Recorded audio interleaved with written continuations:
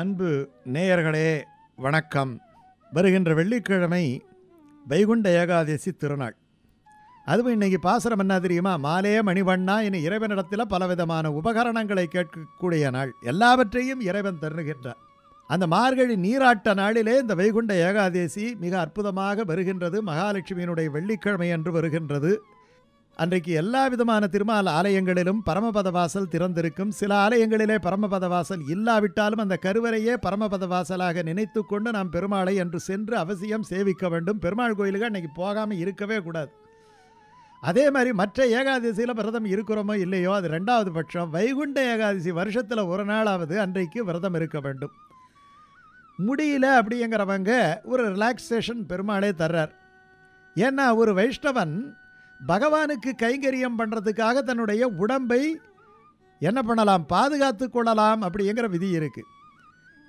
பாகவதர்களுக்கு கைங்கரியம் பண்ண வேண்டும், அதற்காக நம்ம காசு பணம் கொஞ்சம் சேர்த்து கொள்ளலாம் அப்படிங்கிற விதி இருக்குது. அது ஆழ்வாரே சொல்கிறார், ஏந்து பெரும் செல்வத்தராய் பெருமாள் அடியார்களை பூசிக்க நோற்றார்களேன்னுட்டு. அப்போ நம்முடைய உடல் சக்தி, நம்முடைய பண சக்தி, நம்முடைய எல்லா சக்தியும் இறையடியார்களுக்கும் இறைவன் கைங்கரியத்துக்கும் பயன்படுத்த வேண்டும் என்பதனாலே நமக்கு உடல் தளர்ச்சி ஏற்பட்டால், நோயினாலோ வயோதிகத்தினாலோ இன்ன பிற காரணங்களினாலோ ஏற்பட்டால் அன்னைக்கு என்ன பண்ணலாம்னா பால் பழம் சாப்பிட்லாம். இல்லாட்டி போனால் அந்த அரிசியை உடைத்து சில பேர் உப்புமா சாப்பிடுவாங்க, அப்படி சாப்பிட்லாம். ஆனால் நிர்ஜலமாக இருப்பது ரொம்ப சால சிறந்தது. அதை மட்டும் மனதிலே வைத்து கொள்ள வேண்டும். மதுகைடவர்கள் என்கின்ற 2 அசுரர்களுக்கு அவர்கள் என்ன பண்ணாங்கன்னா வேதத்தை களவாடி ஒளித்து வைத்து விட்டார்கள். அந்த வேதம் இல்லாமல் நான்முகன் தடுமாற நாராயணன் ஹயக்ரீவ அவதாரம் பரிமுக கடவுளாக ஒரு அவதாரம் எடுத்து இந்த வேதங்களை எல்லாம் மீட்டு தந்தார். அப்பொழுது மதுகைடவர்கள் எங்களுக்கு நீ முக்தி அளிக்க வேண்டும் என்று கேட்டுக்கொள்ள கடைசியிலே பெருமாளிடத்திலே அவர்கள் சரணாகதி செய்ததினாலே, அப்போ யாராக இருந்தாலும் சரணாகதி பலிக்கும் என்பது இந்த வைகுண்ட ஏகாதசியினுடைய தத்துவம். எதுவாக இருந்தாலும் அதுக்காக தான் அன்னைக்காவது பெருமாள் கோயிலுக்கு போய் பெருமாளுடைய காலடியில் விழுறோம். பகவானே, கடந்த காலத்திலே நான் செய்த தவறுகளையெல்லாம் மன்னித்து இந்த ஆத்மாவை ஏற்றுக்கொள்ள வேண்டும், என்னுடைய பாவங்களையெல்லாம் நீக்க வேண்டும். நீதான் ஹரி, நீதான் அச்சுதன். என்ன அர்த்தம்? நீதான் ஹரி என்று சொன்னால் என்னுடைய பாவங்களை எல்லாம் அழிப்பவன் என்று அர்த்தம். நீதான் அச்சுதன் என்று சொன்னால் என்னை கைவிடாதவன், நழுவ விடாதவன் என்று அர்த்தம். அதனால் ஹரி அச்சுதா கோவிந்தா என்று சொல்லி அவனுடைய திருவடிகளிலே விழுகின்ற நாள் தான் வைகுண்ட ஏகாதசி நாள். அன்னைக்கு அவசியம் பெருமாள் கோயிலுக்கு போகாமல் இருந்துடாதீங்க. முடிஞ்சால் திருப்பாவை கோஷ்டியில் அன்னைக்கு நீங்கள் இருக்க வேண்டும். திருப்பாவை உங்கள் ஊரில் வருமென்னா 4 பாகவதரோட 5 பாகவதராக நீங்கள் அதில் போய் சேர்ந்துக்கலாம். அதுவும் முடியல, அந்த பாகவதர்கள் திருப்பாவை பாடிக்கொண்டே வருகின்ற பொழுது அவர்களுக்கு ஏதாவது ஒரு உபசாரம் செய்யலாம். அவர்களுடைய திருவடியை விளக்கலாம், அவர்களுக்கு ஏதேனும் பிரசாதங்கள் தரலாம். இப்படி கூட நீங்கள் அந்த சத்தை பெறலாம். அப்படிப்பட்ட அற்புதமான நாள் இந்த ஏகாதசி நாள். அந்த மதுகைடவர்கள் மோட்சம் கேட்க அந்த மோட்சத்தை இறைவன் தந்தருளினா, அப்போது அந்த மதுகைடவர்கள் எங்களை நினைத்து கொண்டு, இந்த கதையை நினைத்து கொண்டு யாரெல்லாம் விரதம் இருக்கின்றார்களோ அவர்களுக்கும் மோட்சம் தர வேண்டும் என்று சொன்னவுடனே மகிழ்ந்து பெருமாள் மோட்சத்தை தந்த நாள் தான் வைகுண்ட ஏகாதசி நாள்.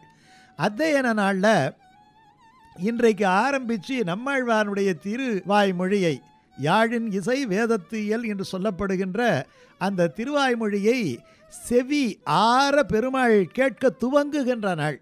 திருமங்கையாழ்வார் திருநெடுந்தாண்டகம் பாடி நீ வேதசாமியம் திருவாய்மொழிக்கு தர வேண்டும் என்று கேட்க அந்த வேதசாமியத்துக்கு பெருமாள் ஏற்றுக்கொண்டு திருவாய்மொழியை கேட்டாராம். ராத்திரியெல்லாம் கேட்டாராம். 10 கேட்டாராம். அரையர் சேவை உட்பட அமர்க்களமாக நடக்கக்கூடிய அந்த 40 திருநாள் துவங்குகின்ற நாள் இந்த நாள். அப்படிப்பட்ட அற்புதமான ஒரு நாள் இன்னைக்கு. மாலே மணிவண்ணா பாசுரம் சரணாகதி சொல்லக்கூடிய பாசுரம்.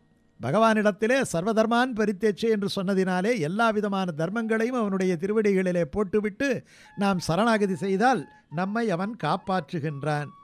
இந்த ஏகாதசி விரதத்தை எப்படி முறையாக இருப்பது என்பது தெரிந்து கொள்ள வேண்டும். அது தசமியிலேயே ஆரம்பிக்குது. அதாவது வியாழக்கிழமை மதியானமே நீங்கள் அந்த ஏகாதசி விரதத்தை சங்கல்பம் செய்து கொண்டு ஆரம்பிக்க வேண்டும். மதியம் நீங்கள் உணவருந்தலாம். இரவிலே உணவருந்தாமல் இருப்பது சிறந்தது. அப்படி உணவருந்தித்தான் ஆக வேண்டும் என்று சொன்னால் பால் பழம் சாப்பிடலாம்.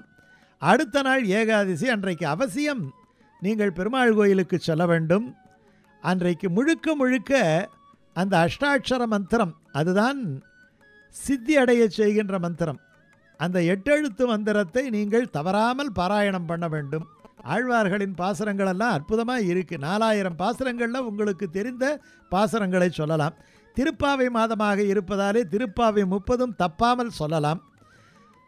அதுக்கு நிர்ஜலமாக விரதம் இருக்கணும், இல்லாட்டி பால் பழம் நீங்கள் எடுத்துக்கொள்ளலாம். அடுத்த நாள் துவாதசி, பெருமாள் தீர்த்தத்தை தான் முதலிலே பூஜை பண்ணி பெருமாள் தீர்த்தத்தை தான் நம்ம ஸ்வீகரிக்க வேண்டும். அம்பரீஷன் இருந்து அவனுக்கு பெரிய சக்கரத்தையே தந்த ஏகாதசி இந்த ஏகாதசி.